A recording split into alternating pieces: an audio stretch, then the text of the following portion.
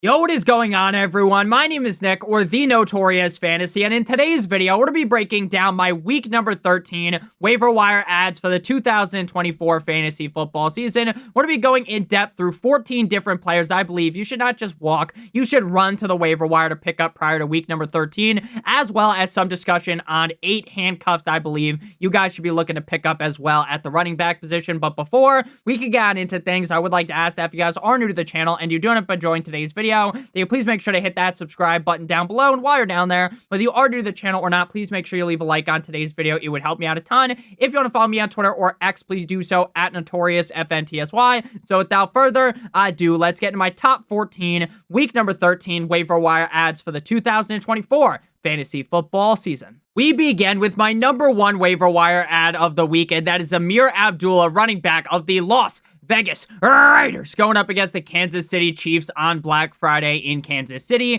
19.3% rostered on ESPN for Ameer Abdullah. Now, Ameer Abdullah had a great game without Alexander Mattison and Zamir White last week because Abdullah was elevated to be the number 1 running back. Now, on a short week, because this game is not on Sunday and it's on Friday, I think it is very possible that both Alexander Mattison as well as Zamir White do not end up getting the nod to suit up in this game. And I get this is a very tough matchup. One of the toughest, if not the toughest matchup for a running back is going up against the Kansas City Chiefs. But when you are as involved in the pass-catching game as Ameer Abdullah, if you are down bad at running back, you can reasonably kind of just say YOLO and play him in that running back 3 flex range, right? He was the running back number 9 in PPR prior to Monday Night Football up against the Broncos. 8 rushes for 28 yards, 5 receptions on 6 targets for 37 yards, and a touchdown, back-to-back games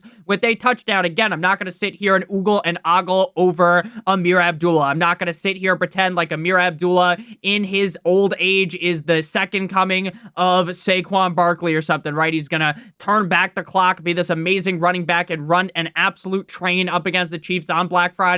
But if you are down bad at running back and Madison and Zamir White both miss, I think Ameer Abdullah is a competent start for you. At number 2, we got Jeremy McNichols, running back of the left hands up. Who are we? The Commanders, going up against the Tennessee Titans this week. 1.2% rostered on ESPN. Now, Brian Robinson did suffer an ankle injury early in week 12 and was able to come back, but didn't play in the second half of the game. And then Austin Eckler also sustained a concussion. So based on what I've read, it kind of seems to me like Brian Robinson will play, but Eckler will miss. Now, we have seen Jeremy McNichols have decent games with injuries, and last week, while he didn't have that great of a game, 3 rushes for 22 yards, we know the upside is there. I don't think going up against the Tennessee Titans is a wet dream matchup, a red panties matchup to tell your whole fucking family about that you're starting Jeremy McNichols up against the Tennessee Titans, but without Austin Eckler, again, he is a fine low-end start. Again, no one should be excited to start him, but if you're in a real pickle, shout out Rick, you can definitely play him. At number 3, we got Tank Bigsby,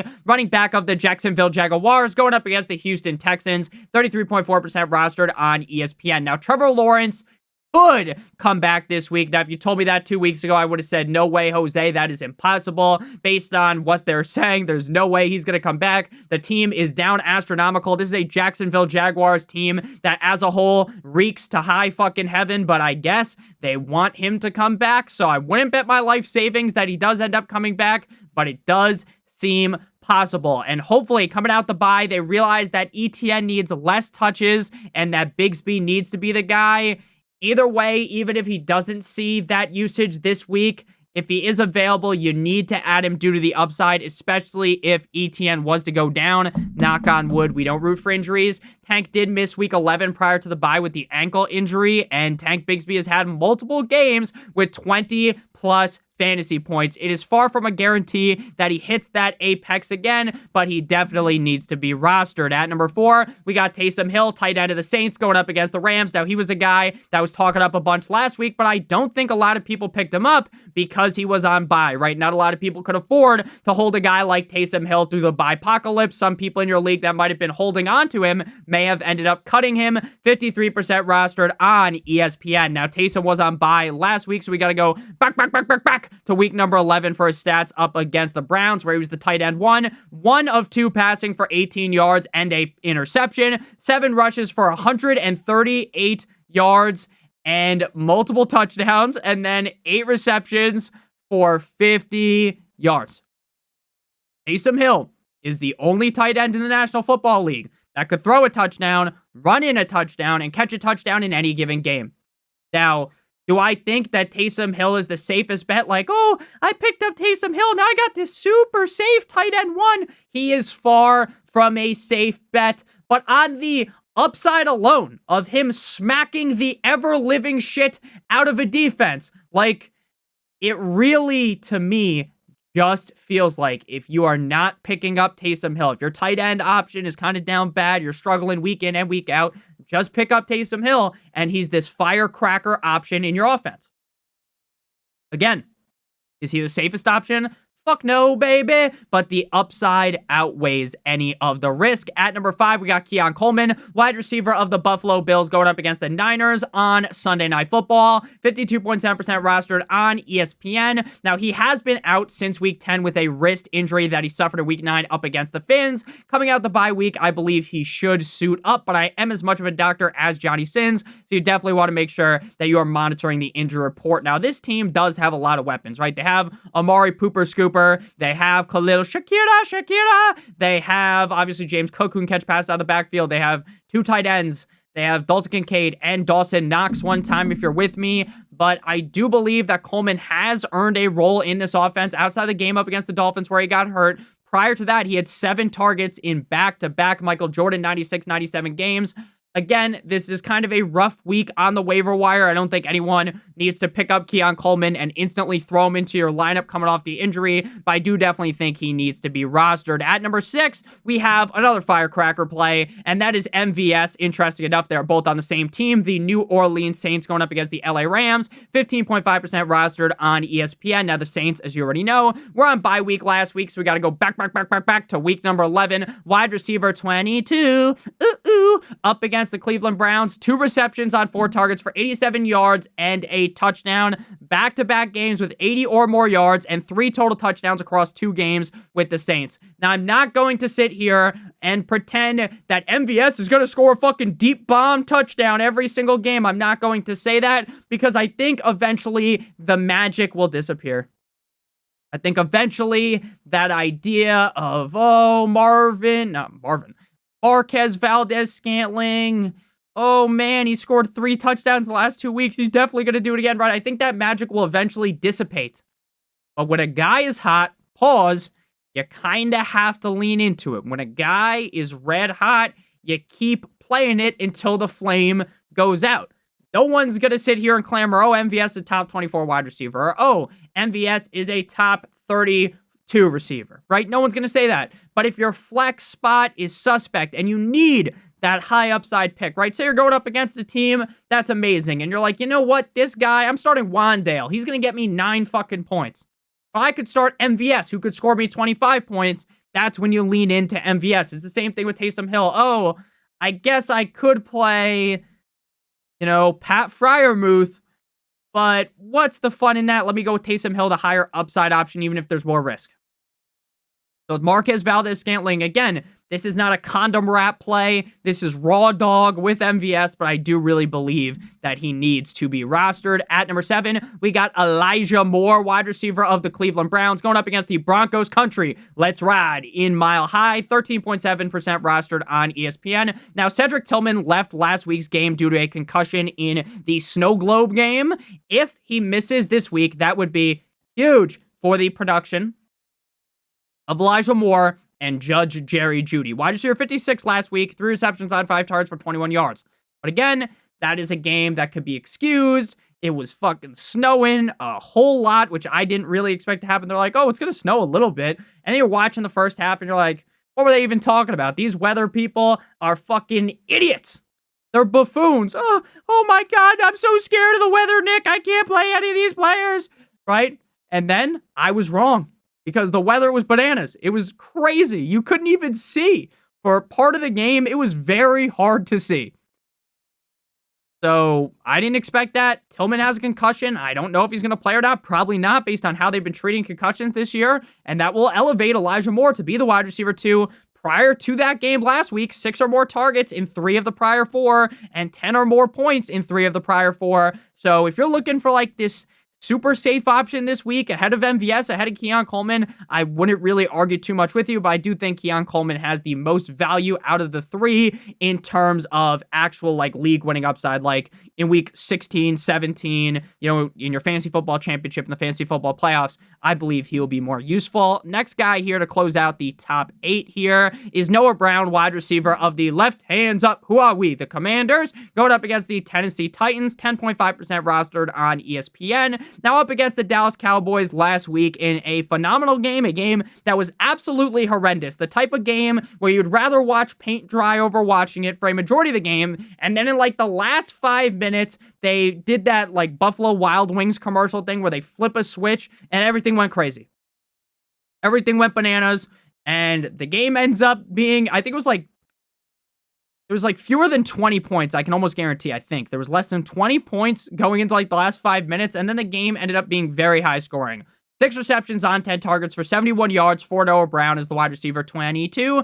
5 of the last 4 games, he had 6 or more targets. Now, Terry's the guy in Washington, and Jaden Stormy Daniels' performance over the last 3 games has been incredibly suspect, but as Noah Brown gets more and more integrated into this offense, I feel like it's pretty clear at this point that he's the number 2. It's not like, Olamide Zacchaeus could be the number 2, or, it could be Luke McCaffrey. No, it's Terry 1, Noah Brown 2. So with the season getting deeper and deeper, with you trying to load your bench with some high upside players, I think that Noah Brown is exactly that, a very high upside player. At number 9, we move to Nick Westbrook-Ikhine, wide receiver of the Tennessee Titans, going up against the Commanders in Washington, 7.5% rostered on ESPN. Now, Nick Westbrook has scored a touchdown in 5 of the last 6 games. Last week, he's the wide receiver 23 in Houston in an upset game by the Titans. They beat the Texans.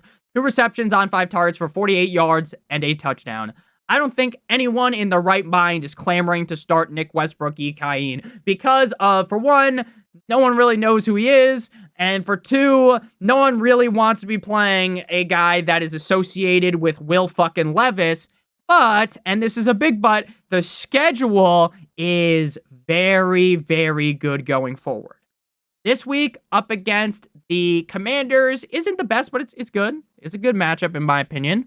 And then they got the Jags. Then the Bengals. Then the Colts in Indy. And the Jags in Jacksonville. So if you are in a real pickle, you can play him due to the amount of touchdowns that he's been scoring. And that final schedule is incredibly juicy. So I am feeling real nicey on Nick Westbrook. I started him in my home league, and he did great. The rest of the team didn't do great, but shout out to Nick Westbrook for kind of lifting up the garbage that was Justin Jefferson, Marvin Harrison Jr., and Kyler Murray last week on my team. Next up, we got Devaughn Vele, wide receiver of the Denver Broncos, going up against the Cleveland Browns, 1.7% rostered on ESPN. Before we talk more about Devaughn Vele and the rest of the waiver wire ads, I would like to give you guys a quick word for our friends, our partner over at Underdog. If you're brand new to Underdog and sign up using promo code Notorious, you'll receive your free pick, which tonight is going to be Justin Herbert higher than half of a total yard, plus a first-time deposit offer of up to $1,000 in bonus cash. If you sign up after tonight, Monday Night Football, you're like, Nick, what happens? You will actually receive Jordan Love higher than half a total yard up against my Miami Dolphins on Thanksgiving. So you match Justin Herbert with another player playing in this game tonight on the Ravens or you match it with any player playing on Thanksgiving or Sunday or Monday, and if both of your picks hit, you get 3 times what you put in your pick'em. If you do multiple other picks, they all have to hit, but you will get a higher payout on your pick'em. Again, make sure you sign up using promo code Notorious or by clicking on the link in the video description to receive the free pick plus a first-time deposit offer of up to $1,000 in bonus cash. They also have, in some states, they will have the pick'em and the drafts. In some states, it's different. You just have the drafts or you just have the pick'ems, but I love doing the drafts on there. They have a bunch of drafts lined up this week for Thanksgiving. That'll make watching the Thanksgiving slate even more fun, so make sure you guys do check that out. Again, promo code Notorious to get your free pick plus a first-time deposit offer of up to $1,000 in bonus cash. So back on into things here, Devaughn Vele. Now, prior to a couple of weeks ago, you would say the name Devaughn Vele, and I would do the Conor McGregor, who the fuck is that guy, right? Who is that guy? But I'll be honest with you, he's started to make a name for himself. Going up against the Browns, 1.7% roster on ESPN. Wide receiver 21, can you do something to me?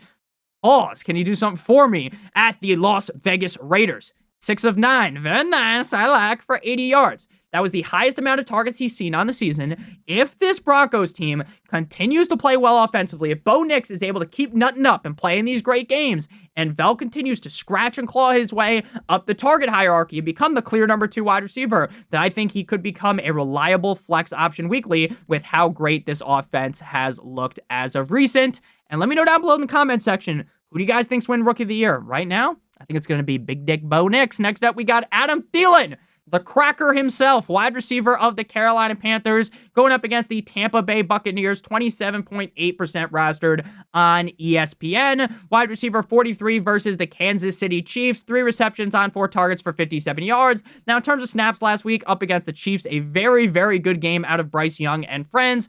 Xavier, somebody touch him by Leggett, played 94%, David Moore, 95%, and Thielen, 61%. That was Thielen's first game back in ages. He's been out for a very long time, so they're going to continue to ramp him up and up in terms of snaps. If we're talking strictly about this week, I think David Moore could easily outscore him. David Moore has been playing quite well, so if you want to add David Moore instead, if you're just thinking, oh, this week alone, I need a wide receiver pick, and some of these guys are already rostered, David Moore is probably available in every single league. The only people that probably have David Moore are like his family members or someone that thought David Moore was DJ Moore in the draft and just drafted him instead because they're fucking stupid. Now, that's not to discredit David Moore because he's played well. So if you're looking for this week fill-in, I'd rather have David Moore. But when push comes to shove, like it's week 15, 16, 17, the playoffs, I think I would rather have Thielen as he gets more integrated into the offense, especially with how Bryce Young has looked. Next up, we got Maye. Drake Maye, quarterback of the Patriots, going up against the Colts, a wet dream matchup for Drake. 21.7% rostered on ESPN. Quarterback 16 last week in Miami. He did not look so hot. He was taking sacks left and right like he was on the fucking bang bus. 22 completions on 37 attempts for 222 yards and a touchdown with a pick. That touchdown was basically when the Dolphins were like, all right, we're up by 1 million. Who gives a fuck? Now, I wish we didn't allow whoever scored the touchdown to be butt booty naked wide open. There was no one within a school zone on him. There was no one within what literally felt like, now I know, Nick, they were actually like 10 yards away. It felt like they were like 20, 25 yards away. I mean, like Poyer, I think was back there. Javon Holland, the snowman, no one was near him. So that sucked. And people are going to be like, oh my God, Drake Maye is such a fucking great quarterback. Did you see that high upside throw he made at the end of the game? I like Drake Maye, but people fucking suck this guy dry. They are slurping on him. They're slobbing on his knob like the corn on the cob. But hey, up against the Colts, I might engage in some sucking. Pause. 5 rushes for 26 yards, metaphorically, of course. Next week, they're on bye after the Colts. But he could perform quite well up against the Cardinals in Week 15 in Arizona, so I do think Drake Maye is worthy of an ad if you need a quarterback start this week and up against the Cardinals. Next up, we got Mr.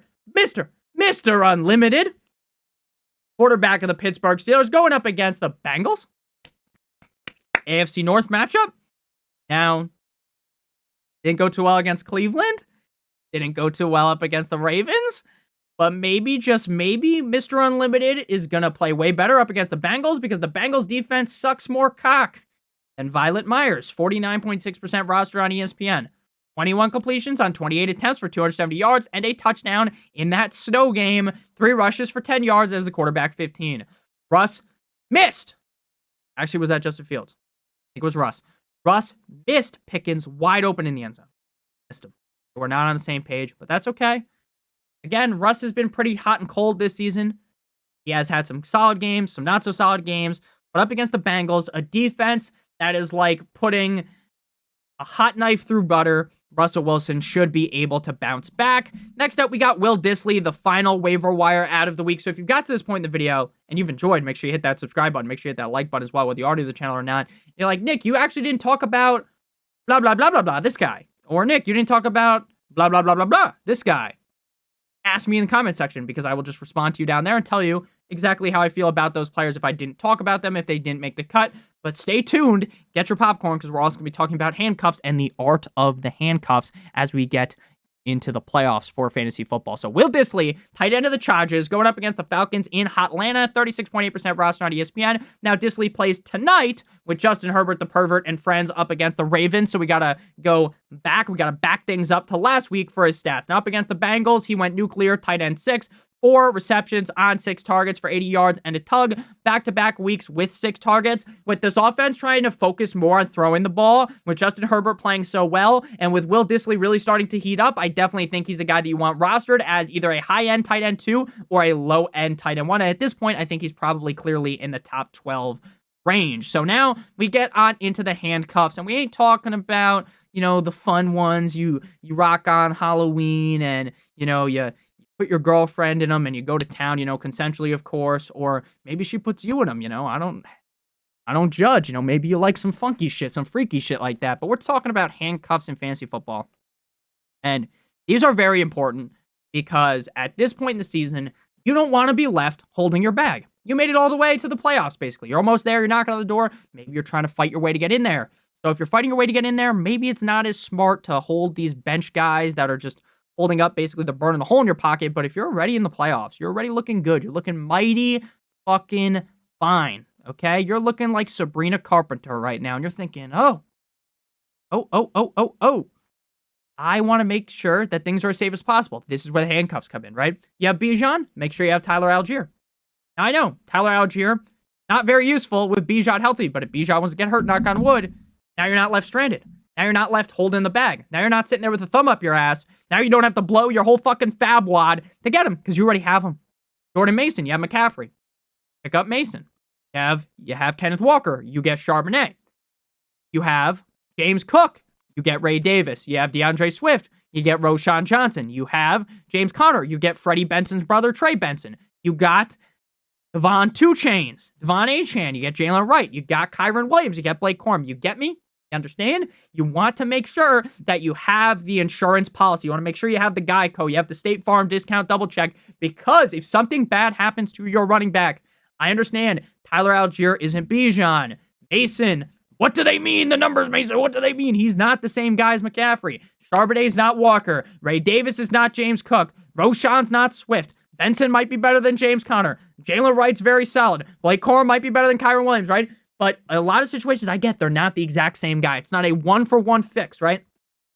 Not like when Indiana Jones fucking tries to grab the gold and he swaps it, you know what I'm talking about in the movie, and then the ball fucking chases after him. We all have seen that movie. And then the one guy whips out a sword. Do you guys remember this? Where he's like spinning the sword up against Indiana Jones in the street. He's like, right? He's like spinning the sword, making like all those crazy noises. If you've seen the movie, you know. Maybe he actually doesn't make those sound effects, and I just made that up in my head. I don't remember what the guy even looks like, but he's like, right? Just spinning the fucking sword around. It's like, sounds like kind of a lightsaber. And then it's like, oh, what's Indiana Jones going to do? Is he going to use his whip? And he whips out the fucking the Glock, and he fucking shoots his ass. It wasn't a Glock, but you get what I mean.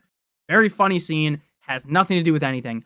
So make sure you have your handcuffs. You wouldn't drive your car without insurance. Maybe some of you guys do. The economy, I get it, but you wouldn't want to die without life insurance. Wouldn't want to get into a car accident without car insurance.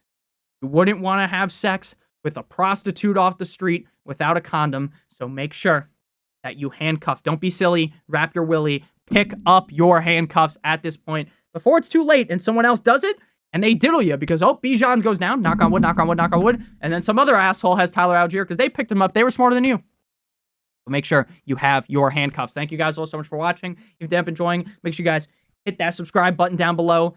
fucking finagle that like button a little bit, lightly caress it. Leave a like on today's video to help me out a ton. If you want to follow me on Twitter or X, please do so at NotoriousFantasy. And make sure that you check out Underdog. Promo code Notorious to get your free pick tonight. Justin Herbert, higher than half a total yard, plus a first-time deposit offer for up to $1,000 in bonus cash. I love you guys more than you'll ever know. I hope you have a great one. And as always, good boy!